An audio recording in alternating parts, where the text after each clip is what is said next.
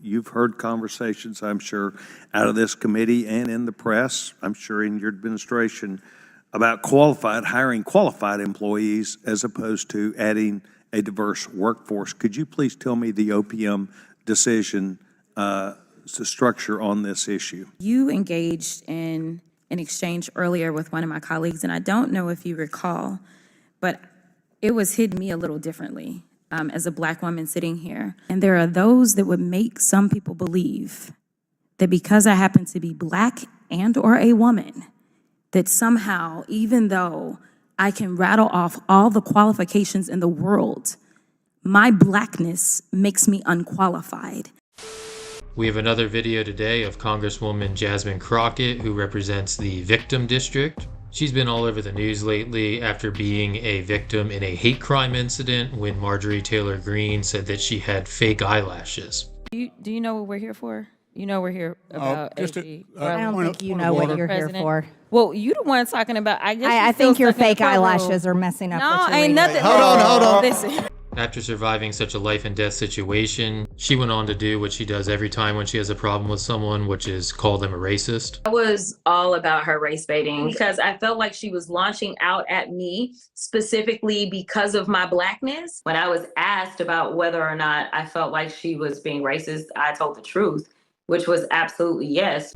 So now that it's a well-established fact that Crockett is a survivor of racism from that very serious event with Marjorie Taylor Greene, she announced that she's going to take some time off and going to reflect on the very serious nature of the racism that she just experienced. Just kidding, she announced she's going to be selling t-shirts with the comment she made back to Marjorie Taylor Greene written on the t-shirt. But the fact that she's selling her t-shirts through her company, the Clapback Collection, is just a perfect symbolism for the clown world political situation we're in. Also, since the channel is called The Hypocrisy Files, I do need to point out the hypocrisy involved in this. It is pretty ironic that Miss Diversity, Equity, and Inclusion is selling t-shirts that say bleach blonde, bad built, butch body. You already know that if Republicans had made similar comments about somebody on the same side as Crockett, she would be up in arms screaming about how it's anti-LGBTQRS, blah blah blah blah blah. As for her latest instance in calling someone a racist, she took offense to comments made by Pete Sessions in a hearing, and naturally because someone mentioned DEI, she had to defend being able to discriminate against someone based on their skin color. She then went on to try and explain why she's smarter than everyone else in the room and listed her qualifications for Congress. So I'm going to go ahead and play her comments now, and then I'm going to follow it up with Pete Sessions' comments that set it all off. I just want to go over a few things that are concerning and alarming to me. I don't know if you're familiar, but have you ever heard of Project 2025? I've read about that, Congresswoman. Okay. And there are some things indicated in Project 2025 that are quite concerning to me. And I want to talk about a few of those topics because this hearing almost feels like a Project 2025 hearing. One of those topics is diversity in the workplace. The agenda includes making sure that the next conservative administration dismantles DEI apparatus by eliminating various chief diversity officer positions, et cetera. And you engaged in an exchange earlier with one of my colleagues, and I don't know if you recall, but it was hit me a little differently as a Black woman sitting here, because it almost seemed as if you either get diversity or you get qualifications. It did not seem as if my colleague understood that someone can be diverse and qualified. And it is why you have people like me that get very frustrated, not just in the halls of Congress, but in general in this country. Because as I'm sitting here, and there seemed to be this question of you're either diverse or you're qualified, all I could think about was the fact that I currently hold an honorary doctorate. I also hold a Juris Doctorate. I also hold a bachelor's. I also technically hold the rank of Lieutenant Colonel in the Civil Air Patrol, and I actually practiced law for almost 2 decades, in addition to serving on various boards, in addition to being a prior state lawmaker. And there are those that would make some people believe that because I happen to be Black and or a woman, that somehow, even though I can rattle off all the qualifications in the world, my blackness makes me unqualified.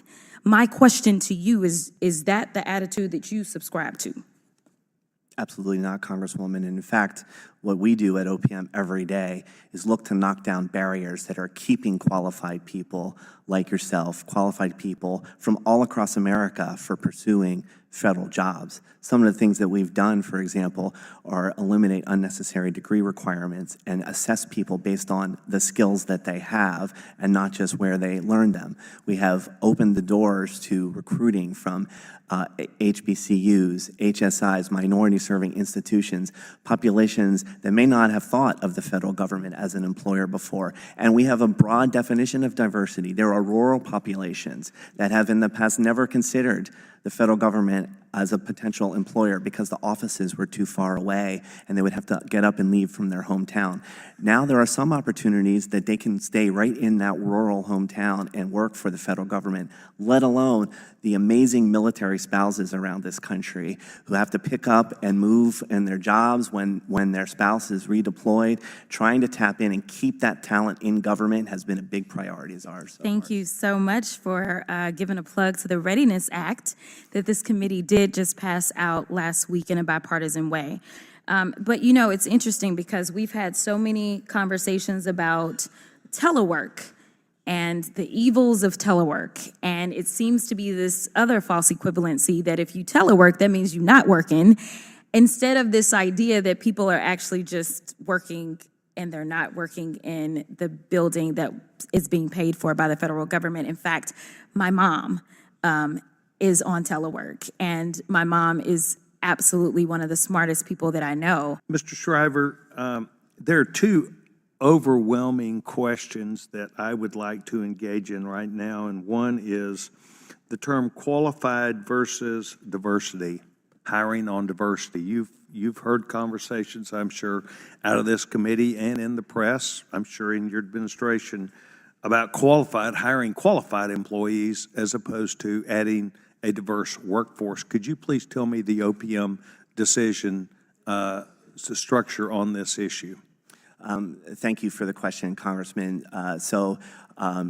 We support the President's initiative on diversity, equity, inclusion, and accessibility, that we are implementing that initiative consistent with the merit system principles, which require fair and equitable treatment without regard to All right, sir, race thank or you other very much. Well, I'm talking about the hiring procedures.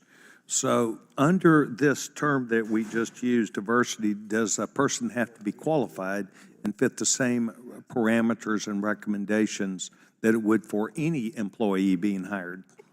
100%, sir. That is part of the merit system principles. So what you're attempting to do is to upgrade the number of people, I get this, across our country, to give everyone a fair and equitable chance, so to speak, at getting a job.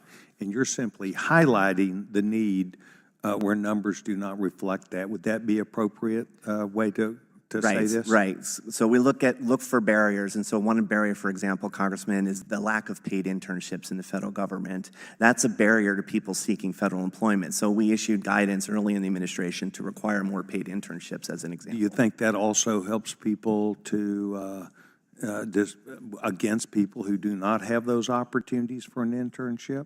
Is it simply a check that's given them that you will now give them a higher threshold for entrance?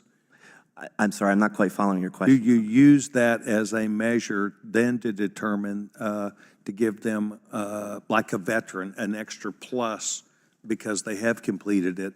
So you use that as a measure? Thank you for the clarification. So any time spent working in a federal job can help you qualify for your next federal job. Thank you very much. I also took this as an opportunity to, again, flex on MAGA and let them know that I will always be smarter than you. Sure.